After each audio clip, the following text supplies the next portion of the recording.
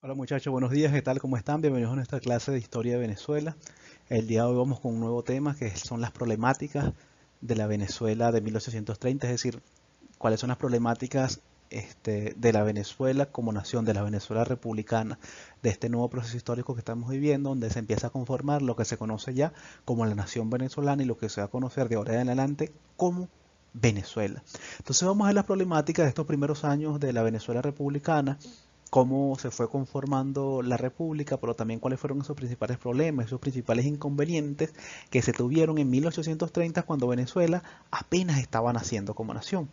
Estos elementos los vamos nosotros a resumir en estas infografías que tenemos el día de hoy, ¿sí? Así que estos son algunos elementos que nos van por lo menos a brindar un panorama general de cómo era Venezuela en ese momento, según algunas investigaciones que han adelantado algunos historiadores venezolanos. Lo primero que tenemos que decir es, tenemos que hablar de la población. Era una población muy pequeña, muchachos. Habían apenas unas 800.000 personas.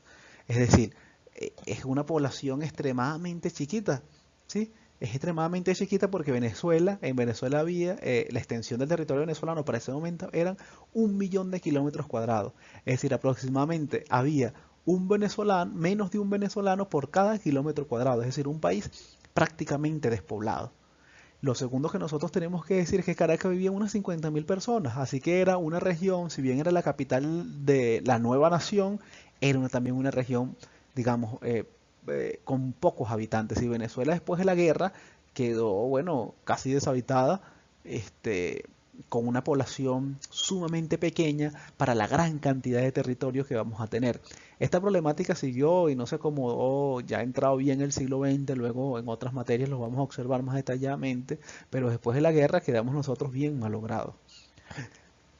¿Cuáles fueron las causas de esta situación que se va a plantear en Venezuela? Lo primero que tenemos que entender es que el país quedó en ruinas. Después de una guerra, cualquier país tiene dolencias. Y sobre todo la guerra, cómo se desarrolla en Venezuela. La guerra de independencia que supuso, lo que nosotros tratamos en el tema pasado, el fin de la ruptura, supuso la ruptura del nexo colonial. El fin de ese nexo colonial. Esa ruptura, como se produjo a través de una guerra y se produce a través de una guerra, además en nuestro territorio, en todo nuestro territorio, también supuso, digamos, que el país quedara en ruina porque gran parte de la actividad económica dejó de desarrollarse y gran parte también de las bases de esa actividad económica se empezaron a desmoronar. Entonces, lo otro que tenemos que decir es que habían pocos nacimientos, también habían pocos hombres, habían pocas condiciones para dar a luz, para desarrollar y para implementar una familia, y por lo tanto eso también generaba una baja tasa de natalidad, es decir, son bajas tasas de nacimiento. Lo otro, el atraso en la medicina y la salubridad. Se vio en Venezuela, ya está en 1830, donde hay otros países donde habían un poco más avanzado. Venezuela todavía es una sociedad sumamente rural, porque era una colonia, las condiciones de la colonia también la ubicaban en condiciones poco aventajosas, habían pocos avances en la medicina, la sociedad seguía siendo bastante insalubre, habían todavía problemas con las aguas servidas, etcétera. Entonces nos encontramos nosotros una sociedad que también que no tenía condiciones de salud de avanzadas que le permitieran tener un crecimiento poblacional mucho mayor. El otro elemento que nosotros vamos a destacar es las plantaciones se abandonaron, los campesinos estaban, los caminos estaban destruidos y el ganado había mermado. Es decir, un país que está naciendo como país que se plantea reconstruir su economía, donde no tiene caminos, por lo tanto no puede transportar la producción, donde la actividad agrícola ha sido mermado porque las grandes batallas se desarrollaron en estos campos agrícolas y además el ganado había mermado, había disminuido porque se lo habían comido la mayoría en los procesos bélicos. Es decir, tenemos un país que está en un profundo equilibrio para no ahogarse, ¿sí? Es decir, nos encontramos un país con unos profundos problemas económicos, sociales y políticos. En lo económico nosotros vamos a ver y vamos a seguir desarrollando que la mayoría de la población vivía en la pobreza, por las causas que ya nosotros acabamos de decir, pero también es que en Venezuela el sistema colonial era un sistema, como ustedes saben, desigual. ¿Se acuerdan que era una pirámide?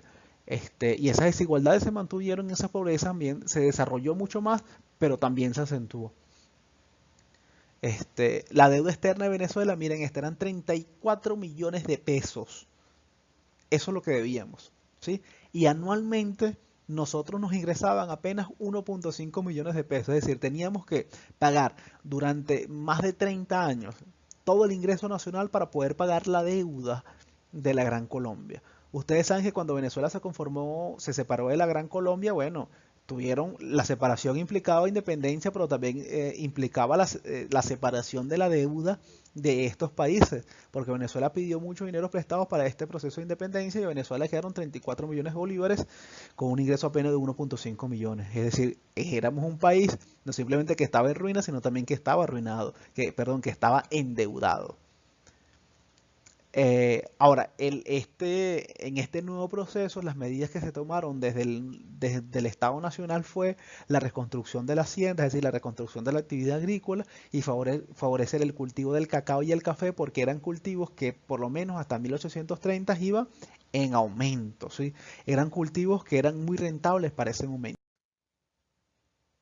Este modelo que nosotros acabamos de ver ahorita, el que incentivaba que la gente sembrara cacao y sembrara café, se llama modelo agroexportador.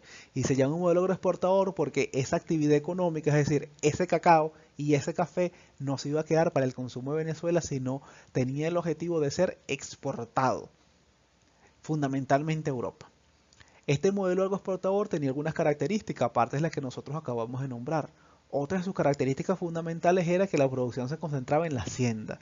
Habían pocos dueños de esa producción y fundamentalmente esos dueños de la producción eran los blancos que siempre fueron dueños y se le agregaba un nuevo componente que eran los militares, aquellos que habían obtenido un gran rango dentro de la guerra de independencia. Y los trabajadores eran peones, seguían siendo los peones y esclavos porque la independencia no supuso, es decir, la independencia no supuso la liberación de los esclavos, ¿sí? La independencia no acabó con la esclavitud, más bien la prolongó por lo menos 24 años más.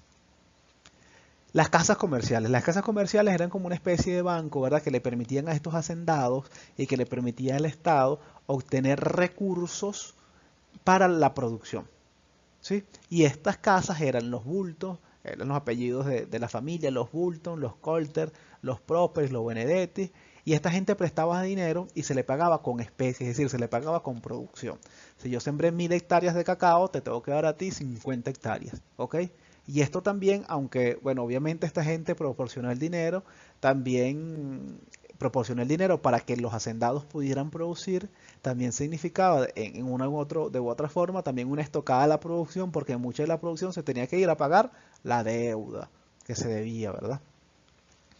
Nosotros narramos ya la situación como social en general y un poco la situación económica, pero ahora vamos a ver cómo estaba conformada esta nueva pirámide social que nació luego de la independencia, o lo que nosotros vamos a conocer luego de la ruptura del nexo colonial. Primero, en la cúspide, adivina quién seguía en la cúspide, los negros. Los indios tampoco. Seguían los blancos fundamentalmente en la cúspide, ¿verdad? Que eran blancos, los hacendados muy ricos con mucho dinero y los militares terratenientes.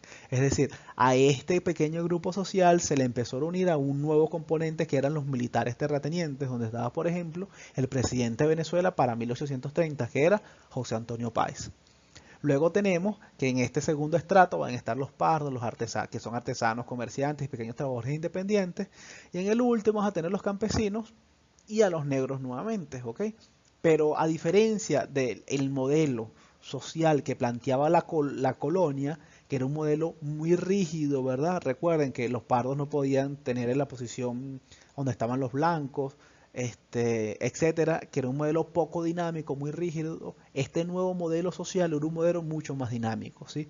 Había mayor capacidad de ascenso social, porque ya era una sociedad que no se basaba tanto en los privilegios nobiliarios, sino en la posición de clase, es decir, en los recursos económicos que tienes y tus potencialidades económicas, ¿ok? Como ustedes saben, aquí los campesinos eran los más golpeados y estos campesinos tenían unas características especiales, ¿ok?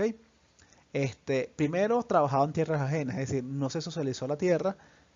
Lo otro es que se organizaban en medianeros, aparceros y pisatarios. Es decir, había una forma de cultivar a partir de un medianero. ¿Qué era un medianero? Aquel que le decía al hacendado, blanco o militar, mira, dame un pedazo de tierra, dame 100 hectáreas y yo voy a producir esas 100 hectáreas con cualquier producto agrícola y yo te voy a pagar con la producción. pero te voy a pagar con la mitad de la producción, es decir, había un pago importante, ¿sí? Con producción. Lo segundo eran los aparceros que pagaban entre una tercera y una cuarta parte de la producción, es decir, pagaban entre un 30 a un 25% de la producción. Si yo sembré 100 hectáreas, le tenía que pagar al terrateniente 25 hectáreas a 30 hectáreas.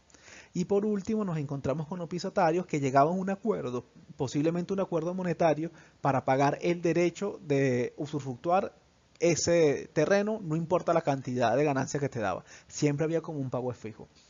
Los peores, que estaban en peores condiciones, eran los campesinos militares, es decir, los campesinos, el proletariado campesinos que eran ex soldados. Aquí nosotros lo tenemos. Hay una gran cantidad de gente que era ex soldada y como bueno, si gran parte de tu vida la pasaste batallando en las guerras, cuando inició este nuevo proceso económico, se introdujeron en el modelo económico de la hacienda. Muchos se introdujeron en el modelo económico de la hacienda, pero un modelo muy injusto. Incluso la mayoría de la gente prefería robar, es un malandro, es un ladrón, es un bandolero, antes que someterse a las condiciones que les proponían los militares terratenientes y los hacendados blancos, porque eran condiciones casi de semi-esclavitud, o eran, mejor dicho, eran condiciones de esclavitud, pero disimuladas, escondidas, camufladas. Y por eso muchos de estos campesinos militares preferían irse a robar antes de que trabajar en estas condiciones. Había un elemento importante dentro de estas características, muchachos, es que se le pagaba con ficha. ¿Y qué es eso una ficha? Bueno, una ficha no es una moneda, sino es que es una especie de moneda que podías usar en la hacienda. Solo podías comprar con eso en la hacienda, ¿sí? Había unas cosas que se llamaban tiendas de raya, donde tú, por ejemplo, yo sembré, yo soy un campesino, a mí me están pagando con ficha, y yo solo podía comprar en la pulpería que está en la hacienda, es decir, en la especie de la bodega, el abasto que está en la hacienda. Este, y yo solo podía gastar mi dinero ahí, así que yo compraba comida y todo lo que necesitaba ahí. Pero por lo general, muchachos, el campesino, la hacienda siempre estaba robando al campesino. Y se les llamaba una tienda de raya porque tú comprabas cosas, ¿verdad? Y te ponían una raya, es decir, lo que debía. Pero siempre había más rayas de lo que tú habías comprado. Y por lo tanto, siempre tú te quedabas endeudado con la tienda del patrono. Es decir, tú más bien en vez de trabajar y que este trabajo te generara unas estabilidades, tú terminabas endeudado con tu patrono y nunca esa deuda se terminaba de pagar, porque era una forma de controlar a la población, porque si esa población tiene deuda conmigo, se tiene que quedar en mi territorio y tú no te vas hasta que me pagues. Porque como esa deuda no se terminaba de pagar, obligaba a la gente a quedarse en el lugar y a trabajar bajo las condiciones que proponía el militar terrateniente o el blanco hacendado.